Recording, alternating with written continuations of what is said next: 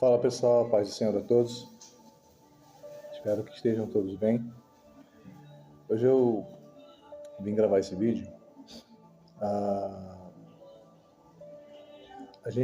minha família tem passado por um momento, já vem alguns dias já passando por um momento difícil. E normalmente quando a gente está passando por dificuldade, por qualquer tipo de sofrimento ou por algum tipo de angústia, a gente se refugia em Deus. Não é à toa que Paulo ele vai dizer em Efésios capítulo 6 que nós devemos nos revestirmos da armadura de Deus para que possamos estar firmes no dia mau. O dia mau pode chegar para qualquer um de nós, seja numa doença, seja numa tragédia, num acidente, seja em um filho que não escolheu um bom caminho. Ou seja, são várias coisas que podem nos acometer e todos nós estamos à mercê de sofrimento, de angústia neste mundo. Mas uma coisa que nós aprendemos em Deus é que nós devemos refugiarmos nele. E eu gosto muito de, nos momentos de angústia, me refugiar nos atributos de Deus. Atributos de Deus são características que Deus arroga para si. É aquilo que Deus é. E um dos atributos mais lindos e mais perfeitos que eu me apego muito é a soberania de Deus. A soberania dá conta que Deus ele tem o controle de todas as coisas. E esse atributo ele me consola muito, ele consola a minha família muito. Por quê? Porque esse atributo, a soberania de Deus, nos ensina e nos mostra que Deus ele está no controle de todas as coisas. Quando Isaías, no capítulo 6 do livro de Isaías, ele adentra o templo e vê o Senhor assentado no mais alto e sublime trono, ele estava passando por um momento, Israel estava passando por um momento de instabilidade, porque foi justamente no ano da morte do rei Uzias, e nesse ano Israel estava cercada por inimigos, havia iminência de guerra, e Isaías, parecia que estava tudo fora do controle. Isaías entra no templo do Senhor, então ele tem uma visão do Senhor assentado no mais alto e sublime trono. Isso dá a ideia de soberania e controle de todas as coisas. Ainda que a gente olhe para a situação e veja que está tudo indo de mal a pior, uma coisa é certeza: Deus não perdeu o controle das coisas. Deus ainda continua no controle de tudo. O nosso Deus, ele é soberano tanto nas coisas boas quanto nas coisas ruins. Engraçado que para nós é fácil a gente admitir a soberania de Deus nas coisas boas. Quando nós ouvimos testemunhos de livramentos, de curas, de milagres, de agir de Deus em benefício ao seu povo, a gente não tem nenhum tipo de problema em aceitar a soberania de Deus nisso, em aceitar que Deus esteve com a mão nisso. Porém, quando se trata de sofrimento, quando se trata de angústia, quando se trata de doença, de tragédias, de sofrimentos, a gente tem uma certa dificuldade, a gente é meio cético para crer na soberania de Deus. Na tentativa de defender Deus, nós dizemos que não, Deus não pode ser soberano no mal que acometeu aquela pessoa, Deus não pode ser soberano na doença, Deus não pode ser soberano naquilo que acontece de ruim com a gente, somente nas coisas que acontecem de bom.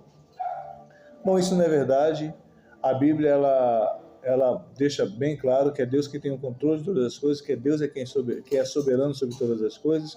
A gente vê a soberania de Deus explícita na história de Jó, quando Jó perde seus 10 filhos, quando perde a sua riqueza, quando Jó perde a sua saúde, quando o homem mais rico daquela região, ele acaba apenas com um caco de telha para coçar suas feridas, porque ele terminou no monturo, doente, sem nada.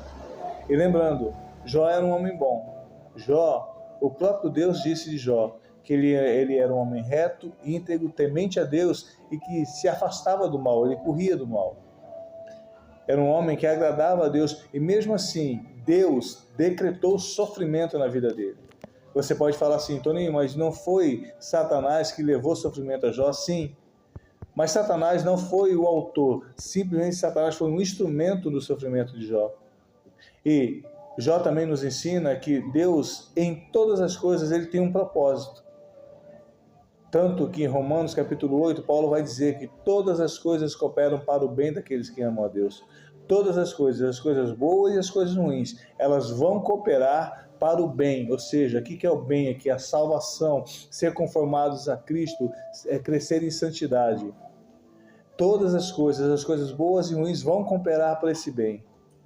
Então, o sofrimento na vida de Jó cooperou para o bem dele.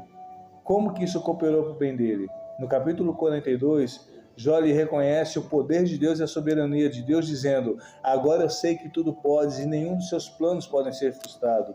Jó reconhece qual foi o propósito de Deus no sofrimento dele, quando ele olha para Deus e diz: agora, antes eu só conhecia o Senhor de ouvir falar, mas agora os meus olhos te veem. Eu costumo falar para minha esposa, eu costumo às vezes pregar também, eu dou um simples exemplo.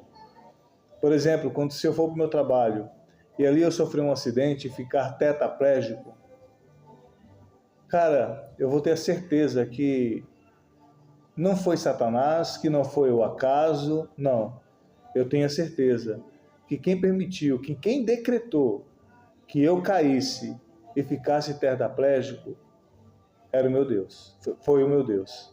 Ainda que eu não entenda, ainda que eu não conheça os seus propósitos, ainda que eu não enxergue depois da curva, mas eu sei que Ele enxerga.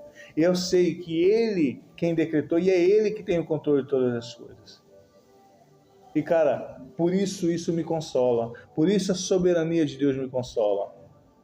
Porque eu sei que não é nenhum outro ato externo que me trouxe aquele acidente. Não foi nenhum acaso, não foi Satanás, não foi nenhum inimigo que fez com que eu caísse e ficasse tetraplégico.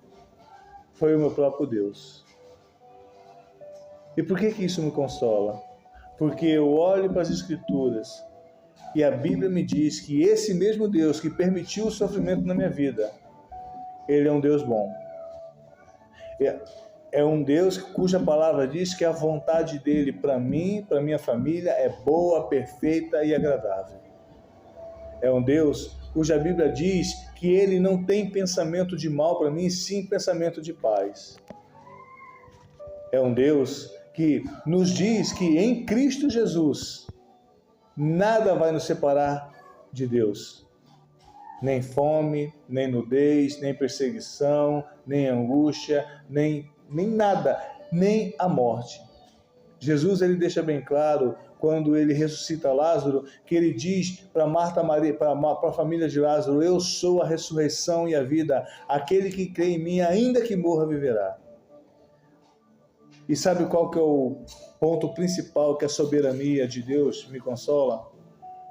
É que esse mesmo Deus que permitiu o acidente na minha vida, que permitiu que eu ficasse tetraplégico numa cama, Ele é um Deus que ainda assim Ele me ama. Porque a prova do amor de Deus na minha vida, para mim, não é o estado de saúde que eu me encontro, não está nos bens que eu tenho, não está no estado que meus filhos se encontram, não está nas condições da minha vida, naquilo que está acontecendo de errado, ou nas coisas que acontecem de boa. O amor de Deus não se apega a essas coisas, a prova do amor de Deus não são essas coisas. A prova do amor de Deus por mim é que, pela sua misericórdia, o Deus Todo-Poderoso enviou seu Filho para morrer numa cruz pelos meus pecados. Aquele que se fez pecado em meu lugar, ele sofre a ira de Deus naquela cruz. E isso para me salvar, e isso para me libertar, e isso para tirar a culpa do meu pecado, e isso para me dar a chance, o privilégio, a oportunidade de um dia estar face a face com Deus, de um dia estar na presença de Deus. Em nenhum momento um pecador como eu posso ter o direito e o privilégio de estar na presença de Deus, mas em Cristo Jesus, que morreu pelos meus pecados, que assumiu os meus pecados, e eu, quando lanço minha esperança nele, eu tenho a certeza que um dia, ainda que eu morra, ainda que a morte venha, ainda que a morte me apegue, eu estarei com ele, não pelos meus méritos, mas pelo mérito de Jesus Cristo, pelo próprio mérito de Jesus Cristo. Eu não tenho mérito nenhum em ser salvo. Eu só sou salvo porque Jesus morreu numa cruz pelos meus pecados. Então, o Deus que é soberano sobre a minha vida, o Deus que permite o sofrimento na minha vida, é esse Deus, é esse mesmo Deus que me ama. Então, olhando para esse amor, eu me consolo. E por último, eu quero dizer para você que está passando por um momento difícil. Eu aprendi nas Escrituras que eu devo consolar aquele que está sofrendo com a mesma consolação que eu fui consolado. Como diz 1 Coríntios capítulo 5. Eu sou consolado conhecendo a Deus. Eu sou consolado conhecendo os atributos de Deus. Eu sou consolado pela soberania de Deus. E é justamente por isso que eu estou levando essa mensagem para você. Para que você busque a Deus, conheça a Deus e entenda que esse Deus, ainda que você sofra, ainda que você esteja passando por um momento difícil, os planos desse Deus para você são planos de paz. A vontade dele para você é boa, perfeita e agradável. Basta que você lance sua esperança em Cristo Jesus. Então, nada vai te parar. Então, você vai chorar, você vai sofrer, mas você vai ter a certeza que naquilo que está acontecendo na sua vida, tem um propósito de Deus. E que Deus vai cumprir os seus planos. Porque Ele é fiel para cumprir todas as suas promessas. Fiquem todos com Deus, em nome de Jesus.